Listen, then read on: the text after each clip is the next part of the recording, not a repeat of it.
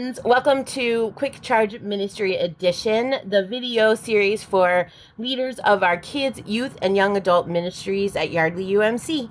So in our John study, we are reading through the book of John. We are at chapter 8 this week, and we are studying truth and grace. And it doesn't happen often, but sometimes what we're studying in John connects perfectly to us as leaders. And today, it fits perfectly, and I just wanted to share it with you today.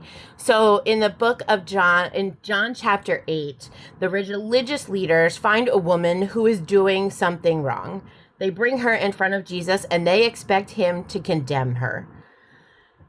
Instead of condemning her, Jesus looks around to the crowd and says, "If anyone here hasn't sinned, then you can go ahead and judge her." No one does, and they all leave. And Jesus looks at the woman and says, "I do not condemn you. I don't judge you. I don't hate you. But get up and go and live free of your life of sin." So what Jesus does is he offers her grace and truth. Jesus says, "I don't condemn you. I don't believe that this creates your value. Your sin does not define your value, but stop doing it." So I think that this connects with us as leaders because as leaders of kids, youth, and young adults, we often are called on to correct and redirect energy, especially on a Wednesday night.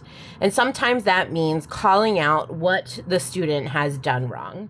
And every time that means reminding them that they are not defined by their actions and that they are loved no matter what. So a few weeks ago in youth group, we had an issue that I didn't feel like I had a whole grasp or understanding of how to handle this. So I reached out to another leader, and the two of us went and talked to these two people together. And as we talked to them, this leader said to them, "You did something wrong. You hurt people. Your actions hurt people, but we love you. And what you did isn't who you are, and who you are is loved." And I believe that you could see on this kid's face this feeling of peace in the midst of fear that they were being sought out and yelled at. Friends, that is how Jesus leads. That's how Jesus treats us. And that is how we are called to treat the kids, youth, and young adults that are in our charge.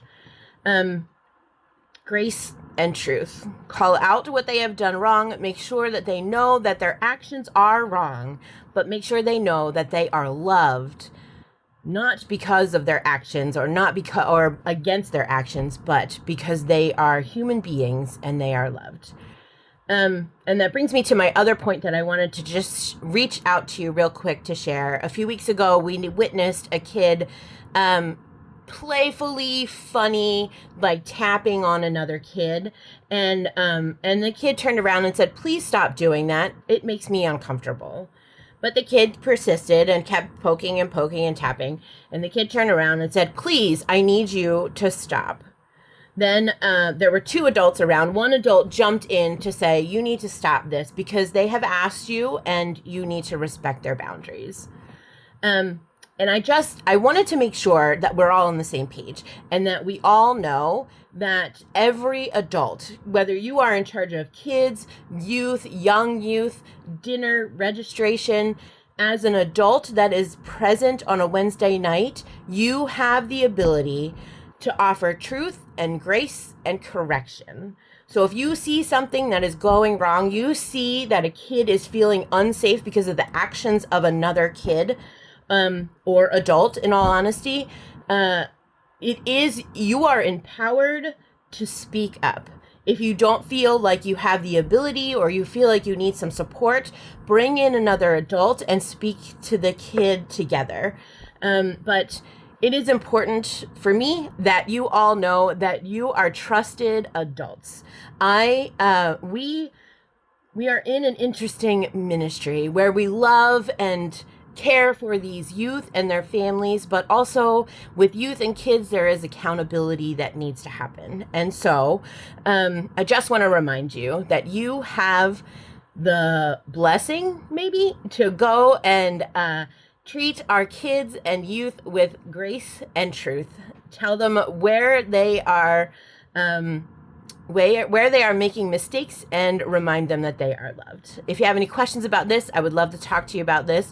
Again, friends, thank you for all that you do in ministry. Thank you for the way that you care for one another and these kids, these youth, and their families. We are making a difference simply because you are loving kids and youth and families. Thank you for all you do, and I will see you soon.